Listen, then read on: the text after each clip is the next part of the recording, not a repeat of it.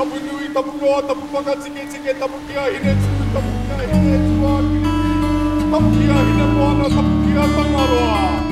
Kai ke tōra, kapu tōra, kapu ki te paia. Nā te ara, ka takoto e te igapo namu, ki a taha atu, mā tiro tiro.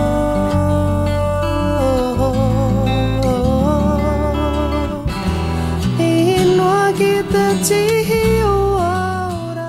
E rangi whakahirihira tēnei, mō mātou o Ngāti Whātua. Nui ake i te 20 ngā tau, ka whakamoe mātou i a māhu ki te rangi. Mai taua wā kaino ki tēnei haora kārehe waka o Whātua ki ronga i te Waitemata. Kua tau te ingoa ko te kaua, e honanga ki aia o tira ki ngā tupuna katoa. Hara ko i ana ki, no reira, e rawe.